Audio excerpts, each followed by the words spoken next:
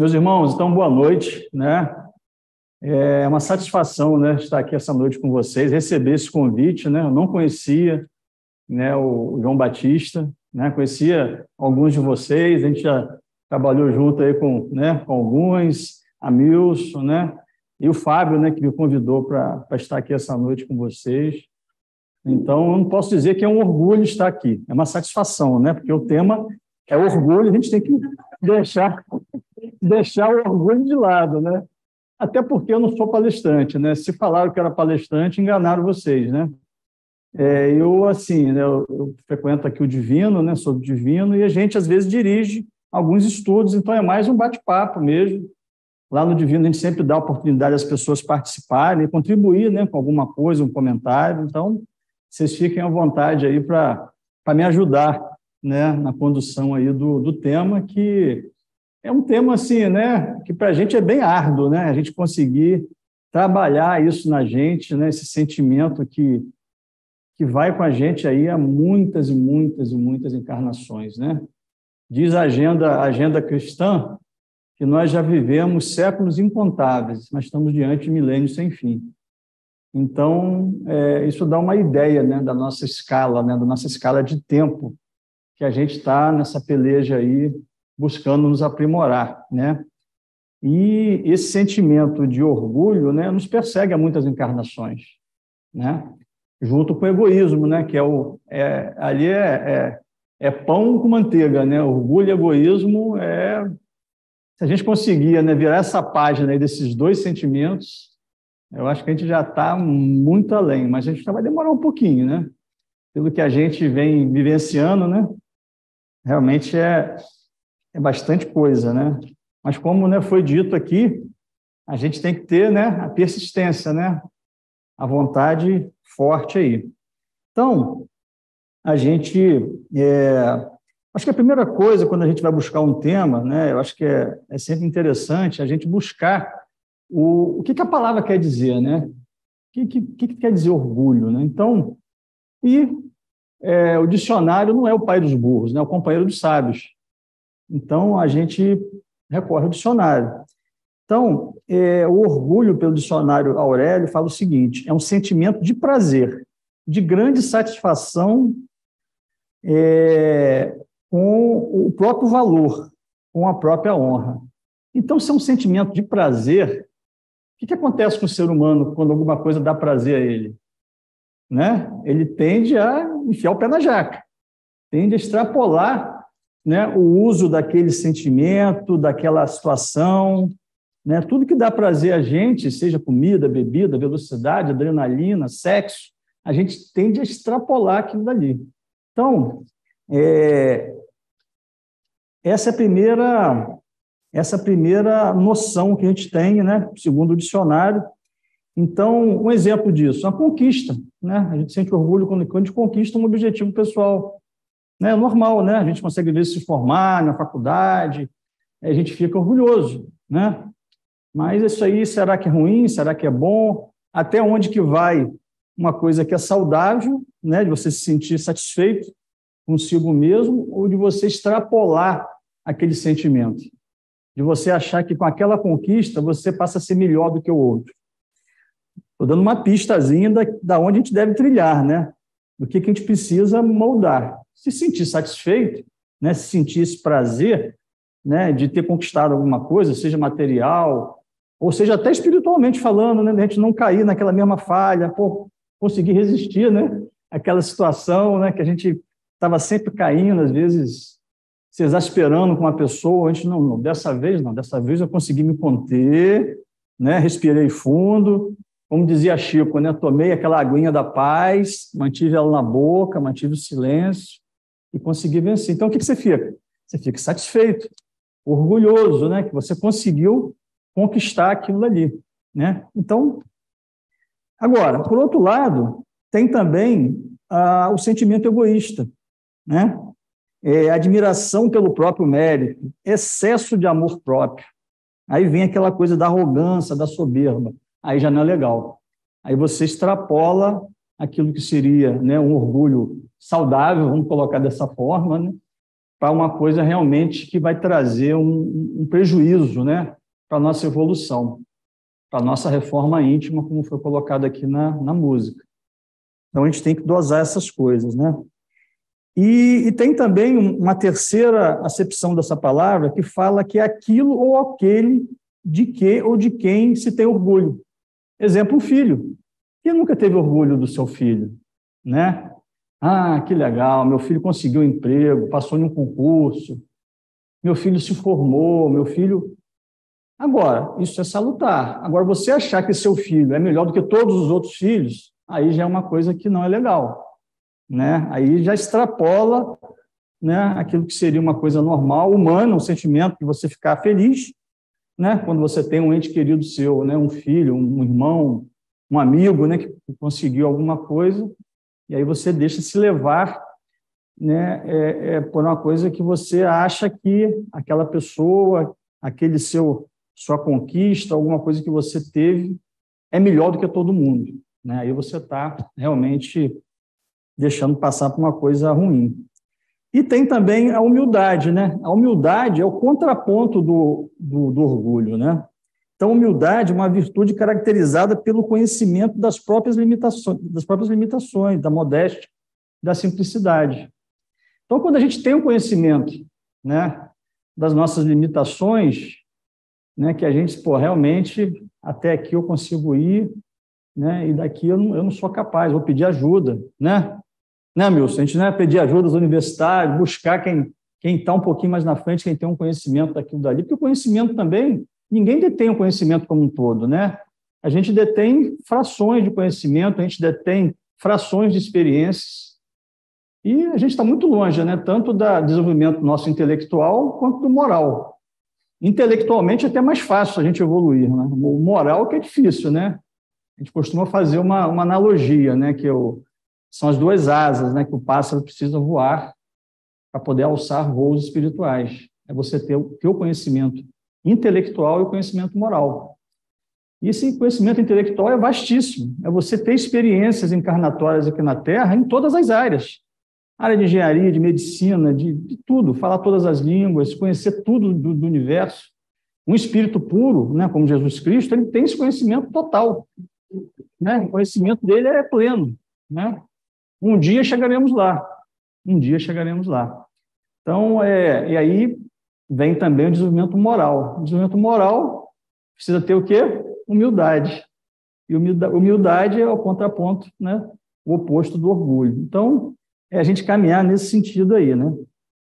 Então, feita essa primeira noção, né, de orgulho e de humildade, a gente vai buscar nas obras básicas do Espiritismo, onde é que a gente tem essas noções lá, antes da gente entrar no livro, né, que é objeto do estudo, né?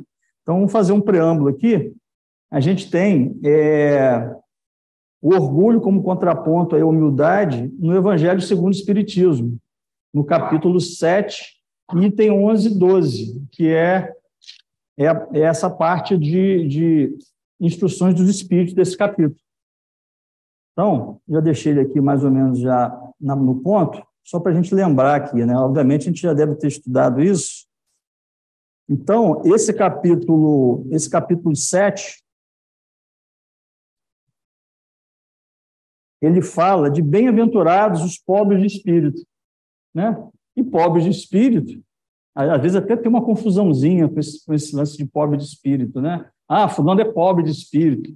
Quer dizer, aquele cara, né, ele tem pobreza espiritual, mas não é isso. O sentido correto aqui é humildade. Então, bem-aventurados os humildes. Essa pobreza de espírito é humildade, né? É isso que Jesus quis passar para a gente. Então, lá na parte de instruções dos espíritos, a gente tem aqui exatamente esse tema, né? O orgulho e a humildade.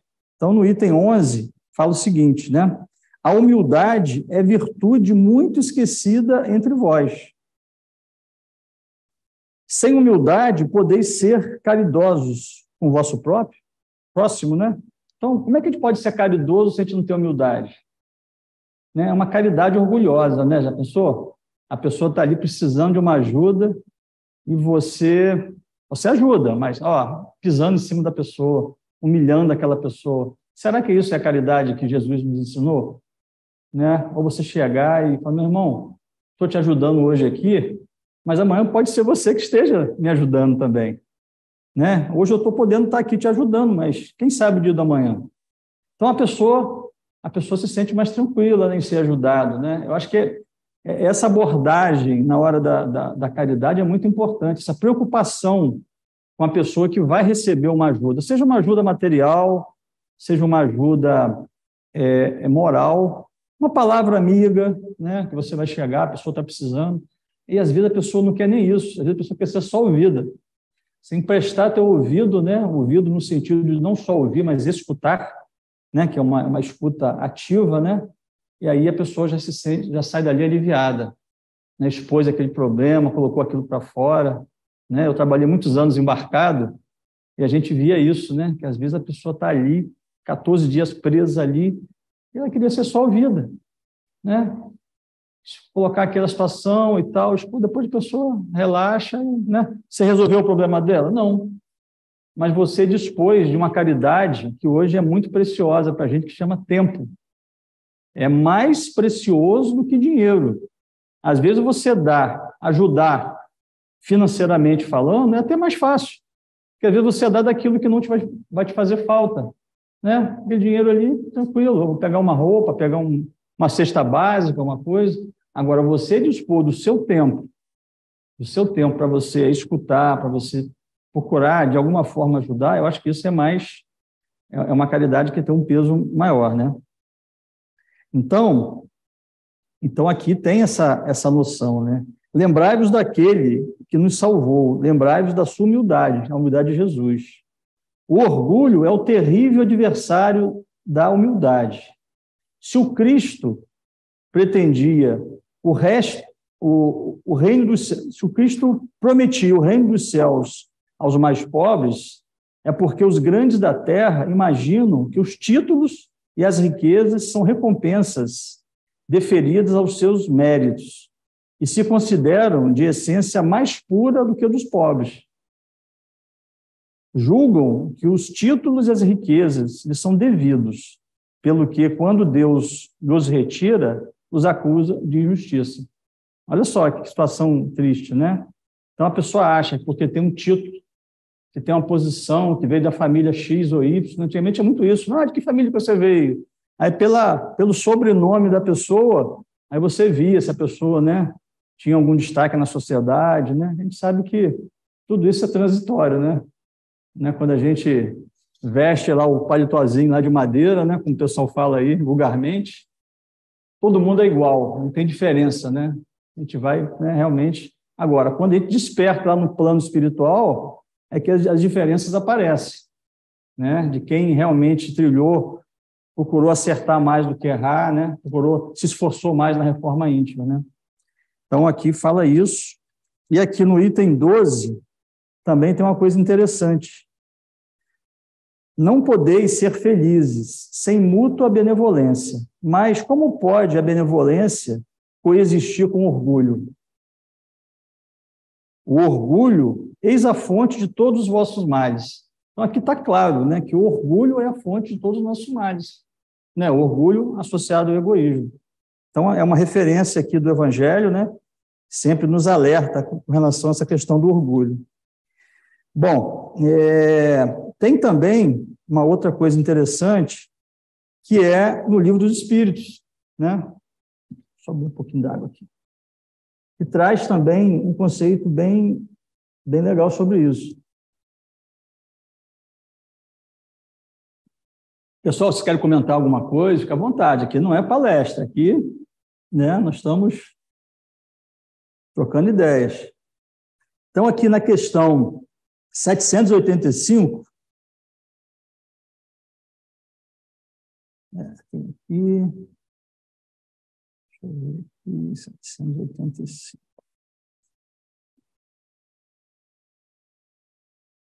Já deixei marcada. 785. Fala o seguinte. Olha só a pergunta que Kardec faz para os espíritos.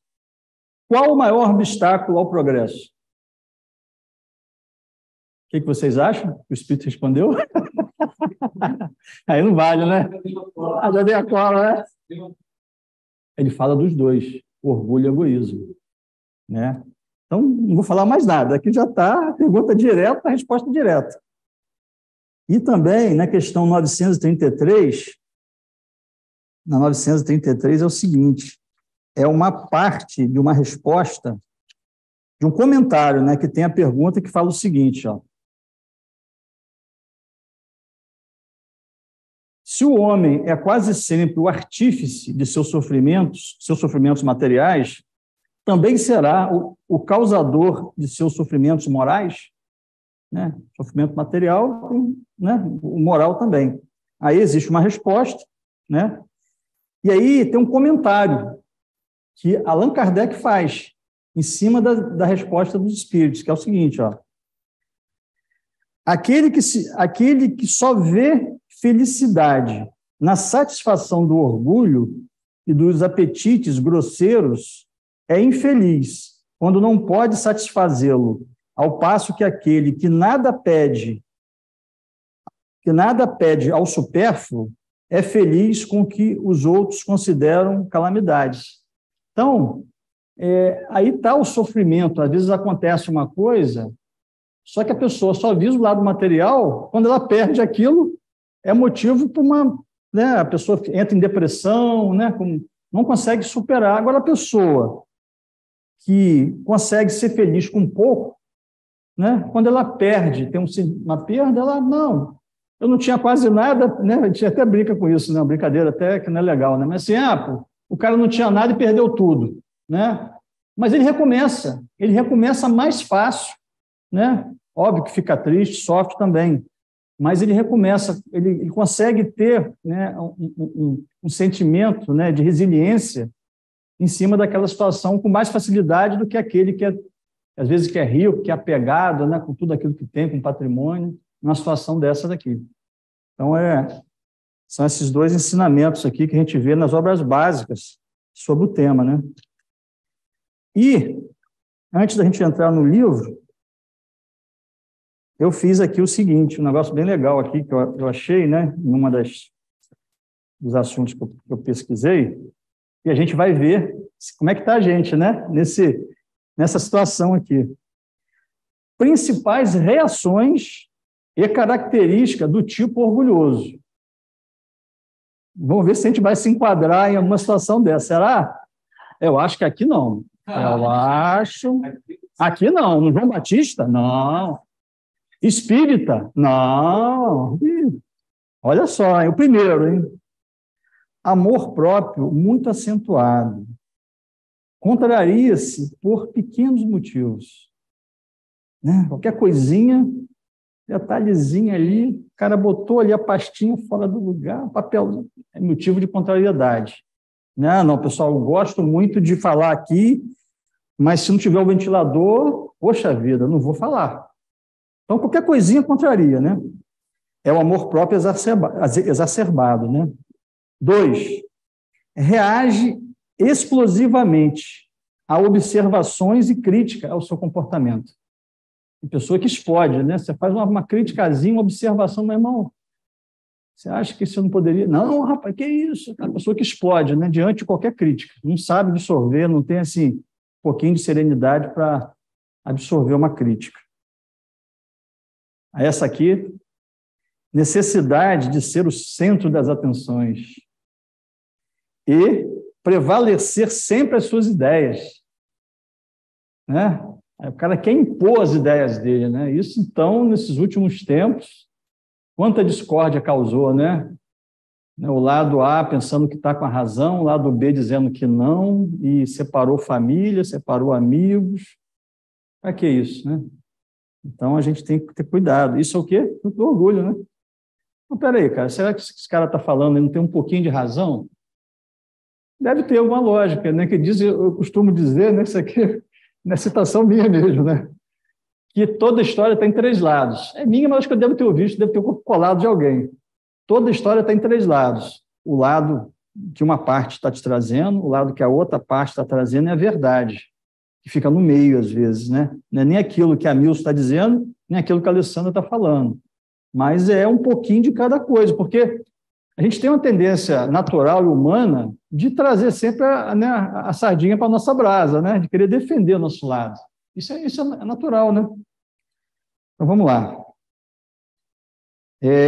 Não aceita a possibilidade de seus erros, fechado ao diálogo construtivo.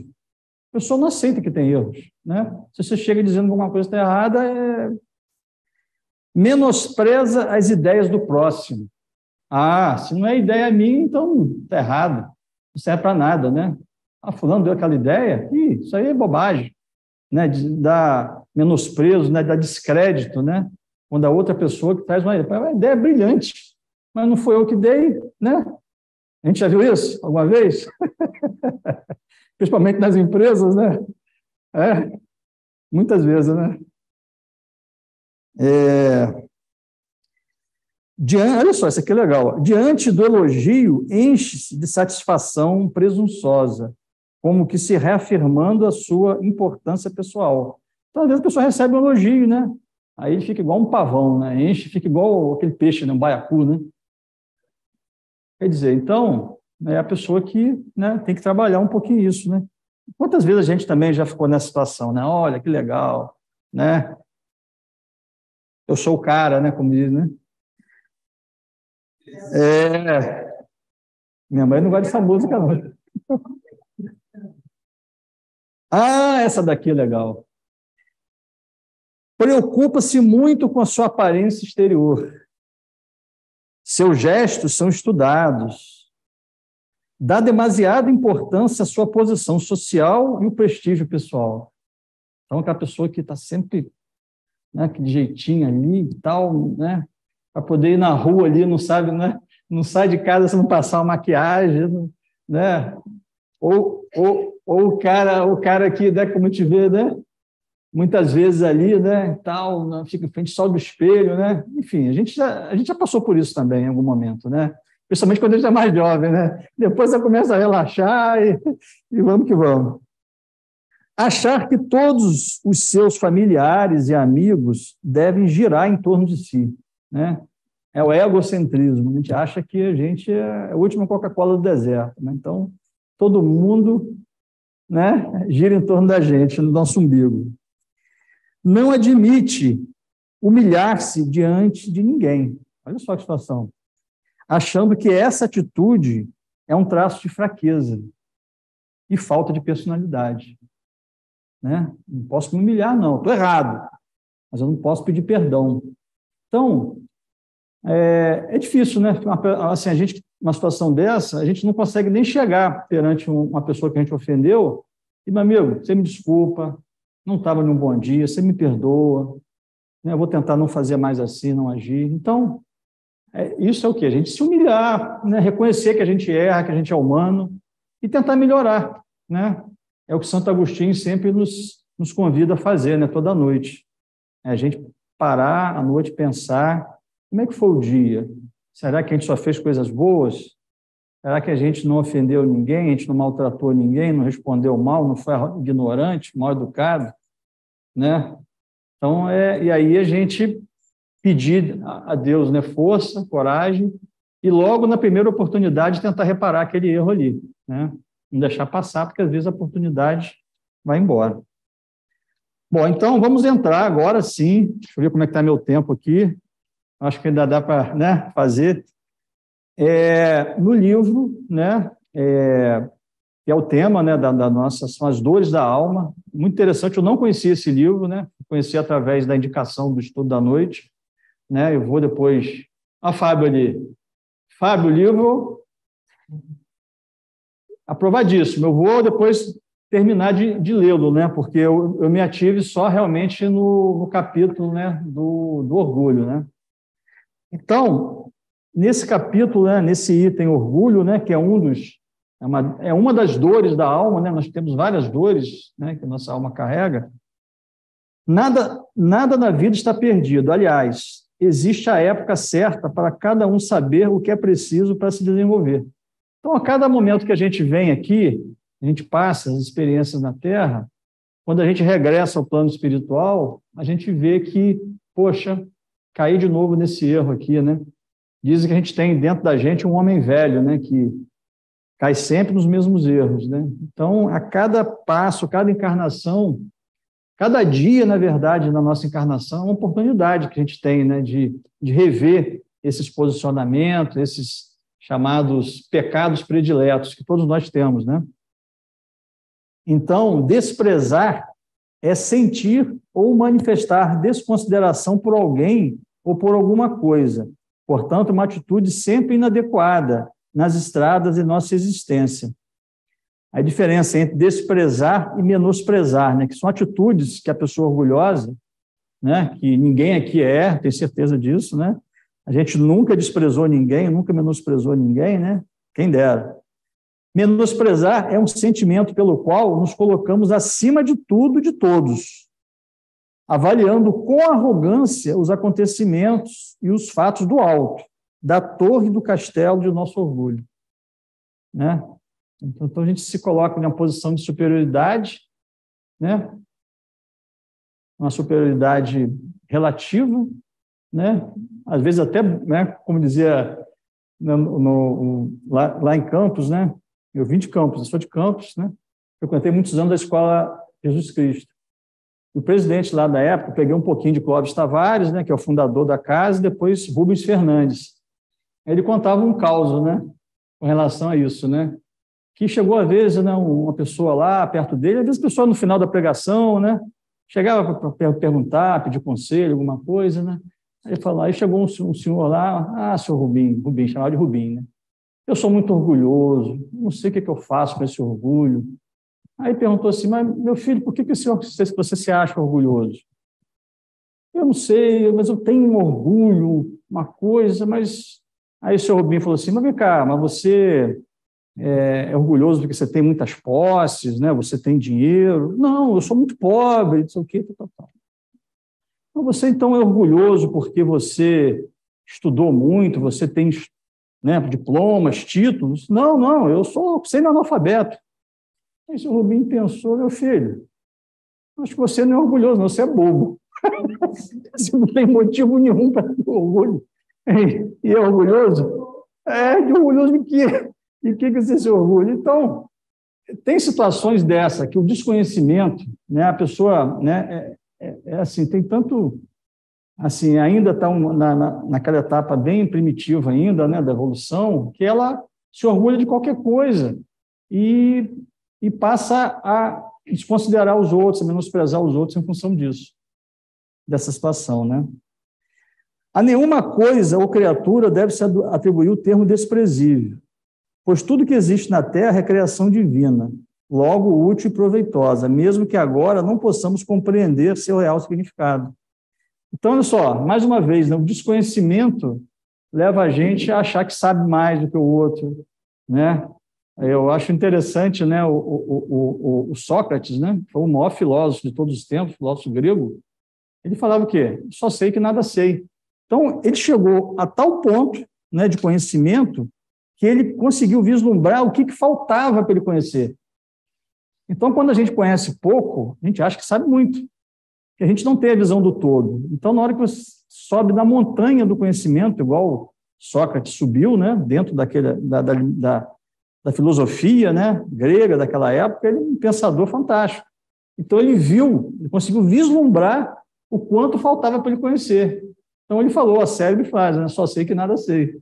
Agora, a gente que está ali, acha que tem um conhecimentozinho, acha que sabe muito, né, porque não consegue nem enxergar o todo que falta ainda, né? Então, é uma condição bem, bem longe, né?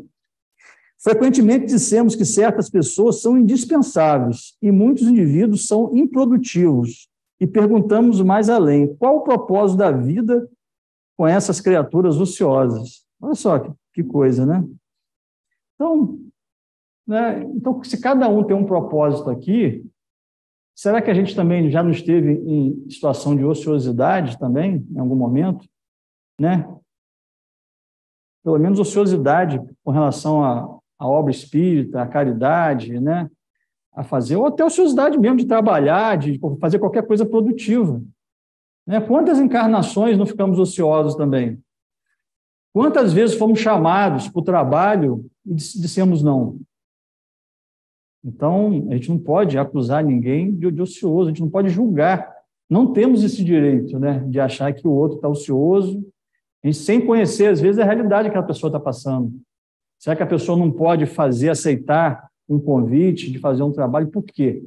Às vezes a pessoa está lá cuidando da mãe, do pai, da irmã, com um filho, dependente químico, um turbilhão de coisas, e a gente, do lado de fora, não, fulano é ocioso, é preguiçoso, não quer colaborar aqui na casa, não quer fazer isso, não quer aceitar um encargo.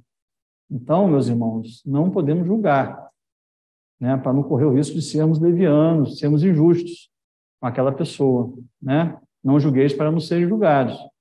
Jesus já nos ensinou isso. Então, aqui fala também o seguinte,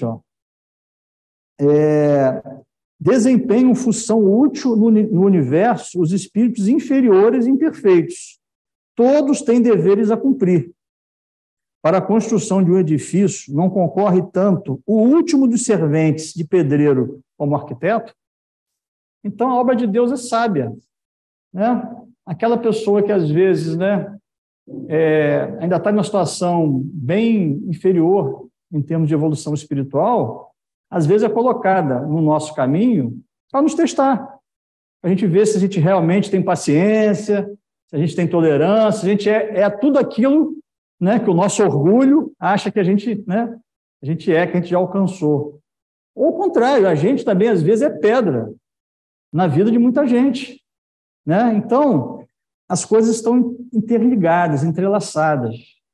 Então, a gente não pode dizer, né, a sabedoria divina que sabe, coloca, né, nosso plano reencarnatório aqui na Terra, todo mundo juntinho aqui, os nossos amigos, as nossas ligações, as pessoas que a gente acha que a gente já conhece de muitos anos, né?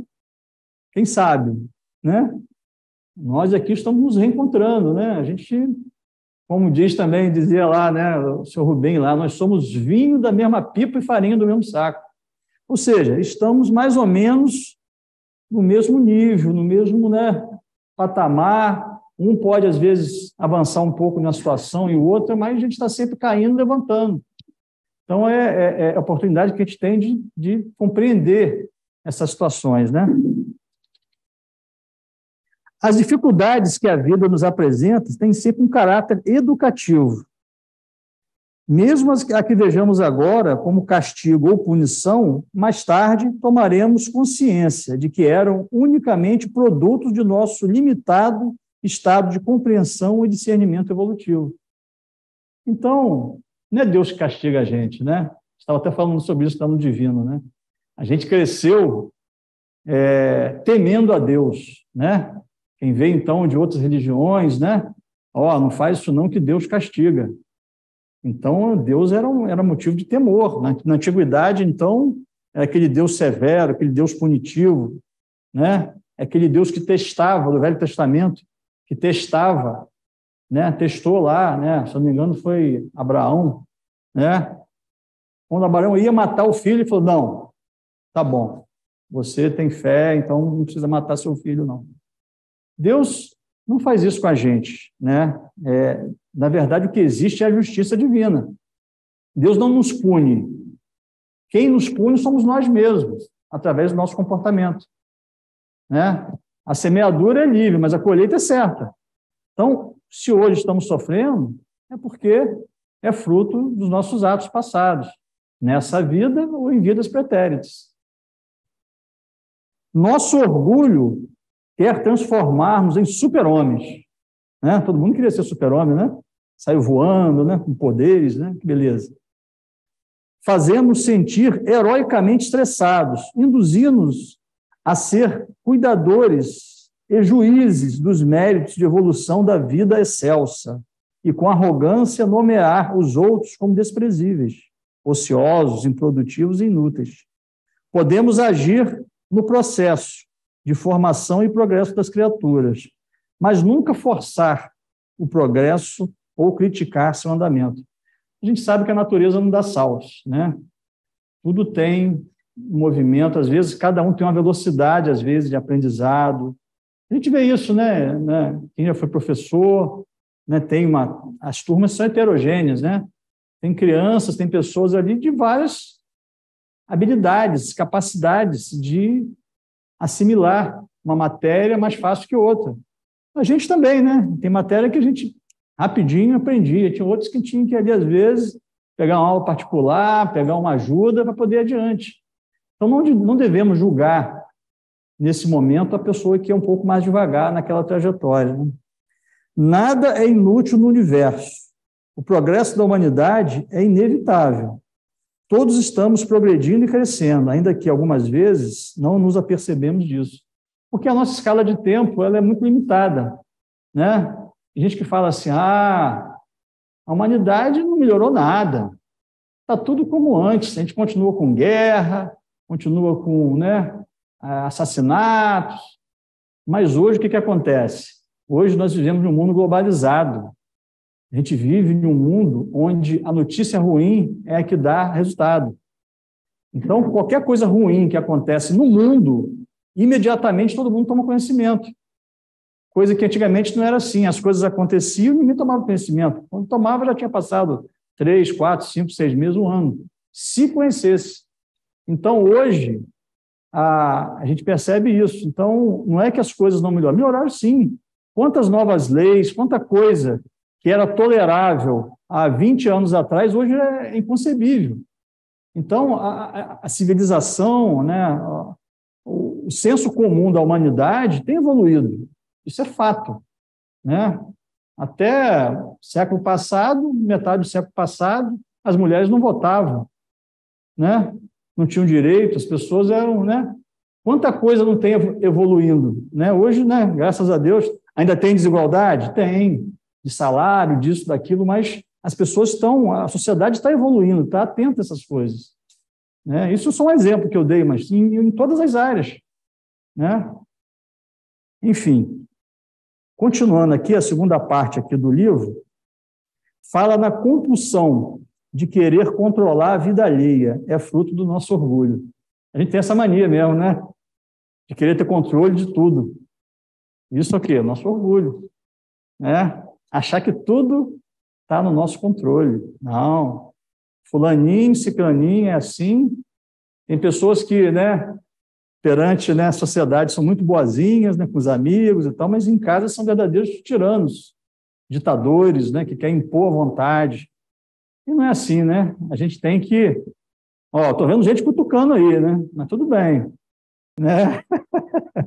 Aqui não tem isso, não. Aqui não tem isso. Eu estou falando só lá da China, da Itália, em outro lugar. Aqui não. Então, para ser bom mestre, não é preciso fazer seguidores ou discípulos, nem mesmo possuir cortejos ou comitivas, mas simplesmente fazer com que cada ser descubra em si mesmo o seu próprio guia, né? Eu aprendi que o verdadeiro líder é aquele que forma líderes. Então, é aquele que dá oportunidade das pessoas crescerem, das pessoas se desenvolverem, né? Dá oportunidade a um, a outra, né? Várias pessoas, às vezes, de uma equipe de trabalho, para aquela pessoa se desenvolver. Então, esse que realmente é o líder, não aquele que quer o brilho, né? Quer as atenções só para si, ou né? Quando conquista alguma coisa, não, foi porque eu era o chefe, porque eu liderei, nada disso. Na verdade, cada um participa, contribui de alguma forma. Nos meios religiosos, olha só a advertência que é feita aqui, ó. Os dominadores e orgulhosos agem furtivamente. Exigem e esperam obediência absoluta. São super preocupados com exatidão, ordem e disciplina, irritando-se com pequenos gestos que fujam aos padrões pré-estabelecidos. Você acha que no Espiritismo também não tem isso? Né? Liturgia, regrinhas que as pessoas vão criando, né? Que não, onde é que saiu isso? Não, isso aí é o mentor. Então, devemos ter cuidado com isso também, né? De não ficar inventando regras, coisas que não têm nada a ver com a nossa doutrina, né? Por isso que tem a obra da unificação, e precisa estar atento a isso, para não estar desvirtuando aquilo que Kardec nos colocou. Óbvio, né, que O espiritismo não está contido só em Kardec, né? Assim como, né, o conhecimento divino não está contido no cristianismo. Tem até um livro, né, que a gente estava lendo há pouco tempo, né, que Deus não é cristão, né? Interessante, de Desmond Tutu, né? Um arcebispo lá da África do Sul. Então, a gente não pode achar que nós somos detentores da única verdade, né? Tem gente que acha, não, a gente sabe, né, que é fora da caridade não há salvação, e não fora do espiritismo não há salvação. Então, existem outros caminhos, né? Pessoas que estão fazendo muito melhor do que a gente, em outras religiões, e até não cristãs, né? O Dalai Lama, os budistas, tem pessoas que praticam uma caridade, uma doação, verdadeiros missionários, né, do bem, sem ser cristão, quiçá espírita. Então, vamos ter cuidado com isso também, né?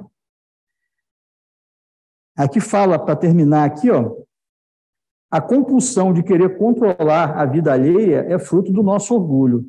Nenhuma pessoa pode realizar a tarefa de outra.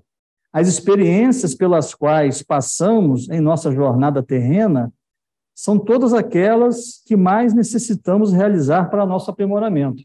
Exatamente isso, né? A gente vem com necessidades, encarna aqui, a gente passa por um plano encarnatório, né? Muitas das vezes a gente se compromete em fazer coisas aqui, em estar com pessoas, né, que nos ajudam, que a gente ajuda para poder cumprir objetivos que são predeterminados enquanto estamos na erraticidade.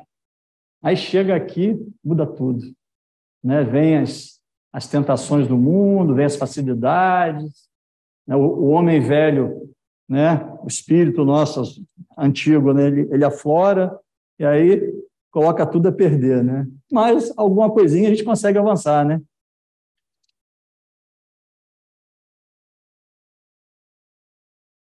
Não se tem notícias que Jesus Cristo impusesse cobranças ou tivesse promovido convites insistentes ao crescimento das almas. Teve como missão na Terra ensinar-nos serenidade e harmonia.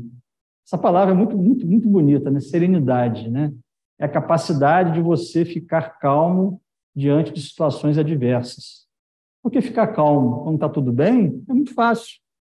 Agora, e quando você tem que dar o testemunho? Né? Quando está tudo tumultuado, quando você está no trânsito e gente está passando pelo lado errado, quando o cara te fecha, é difícil manter serenidade, não é, amor? Pois é, mas...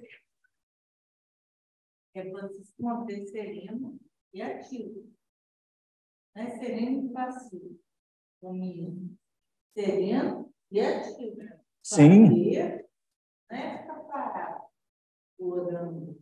Sim, ativo. Mas sereno não. Sim. E até tem, né, dentro de uma poesia de Casimiro Cunha, que também fala da necessidade, às vezes, da disciplina, né? Fala assim, tem um trecho lá que fala assim, né? Eu bonzinho, tu bonzinho, quem amansa o burro bravo? Não sei se vocês conhecem. Casimiro Cunha. Casimiro Cunha tem um poema dele que ele fala nisso. O que isso quer dizer para a gente? Não, nós somos espíritas, somos superior, e está havendo um negócio... Não, mas espera aí, que isso está errado. Tem que ter, né? Tem que ter assertividade. Né? Isso que é interessante, né? Mas, e serenidade, falar com caridade, mas ser assertivo, se posicionar. Quando você vê que alguma coisa vai estar batendo de frente com seus valores, principalmente com aquilo que você acha que é certo. Né? Isso que é o grande desafio, né? Não é ajuda real a que se referia Jesus. A crítica moralista, o desejo de reformar os outros, o controle que se deve fazer ou não fazer. Antes, tais comportamentos revelam os traços de caráter dos indivíduos orgulhosos e ainda distanciados da autêntica cooperação do processo de evolução. Aí eu lembro, a gente estava estudando 50 anos depois, né? E aí, às vezes, como um exemplo, né, de humildade, né, de Célia Lúcius, né, uns 50 anos depois, que ela se submeteu às regras, né, daquele monastério, né, que o pai Epifânio, né, quem leu vai lembrar, né, impunha, né, regras, coisas que ele incorporou da Igreja Romana, que não eram do cristianismo, né, já tinha uma mistura, né, cerca aí de 80, 100 anos depois de Jesus Cristo. E aí, o que ela fazia? Ela foi dar o exemplo dela. Foi para uma casinha lá distante, lá, fez o Horto de Célia, ali ela educava crianças, atendia as pessoas, e com o passar dos anos, depois que ela veio a falecer e foi levada para dentro do monastério e descobriram que ela não era um monge, né, que ela foi acusada injustamente de ter engravidado, né, Bruneilda, né, que era uma pessoa ali da comunidade, e aí que viram que como é que ela poderia engravidar se ela era uma mulher? Mas, em momento algum, né, ela se revoltou contra aquilo, ela teve que serenidade. Então, quando a verdade veio à tona, depois dela ter desencarnado, aí pai Epifânio compreendeu, né? Aí passou a mudar o comportamento dele, abriu o monastério à visita das pessoas, se aproximou mais da comunidade, né? Coisa que antes só queria distância. Então, ela conseguiu mudar as pessoas pelo exemplo. Exemplo de renúncia, exemplo de serenidade, de dedicação, de caridade, né, em última instância. Então, não são as palavras, né? Dentro também da agenda cristã, tem um trechinho que fala irmãos em perigo, né? Aqueles que pretendem mudar os outros a golpes verbais. Então, meus amigos, meus irmãos, não é através da... A gente está aqui só passando, a gente, né? Quem somos nós para querer chegar e dizer que isso é certo, isso é errado, né? Acusar o outro, né, de orgulhoso, de egoísta. Quando a gente aponta um dedo, né, tem pelo menos 3 dedos apontando para a gente. E um para Deus, né? Enfim, então, com esse exemplo aqui, tinha mais coisas, mas estou vendo ali que o nosso tempo aí já está se extinguindo. Tem só assim, dever de casa. Posso passar dever de casa? Dever de casa é o seguinte, que eu falei de 2 obras, né? Obras básicas, que estavam, né, Fábio, no meu, né, você me passou, né, as obras básicas do livro. Então, eu falei sobre o Evangelho segundo o Espiritismo e falei sobre o Livro dos Espíritos. Mas tem também, lá no Céu e Inferno, que às vezes até um livro que a gente lê muito o Evangelho, né, o Livro dos Espíritos, estuda, mas o Céu e Inferno também tem um depoimento do príncipe Ourã, lá no capítulo 4, que é o livro que fala sobre os espíritos sofredores, lá dentro do Céu e Inferno, na parte final ali. Então, fala sobre o príncipe russo de outros tempos, né, que ele dá um depoimento lindíssimo sobre a questão do orgulho.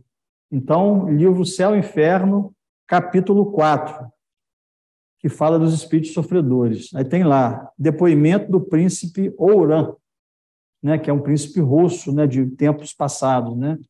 Então ele fala, depois que ele chega no plano espiritual, ele descobre todas as coisas que ele fazia. Ele era um déspota, né? Então ele usava a autoridade dele, né, para poder oprimir o povo.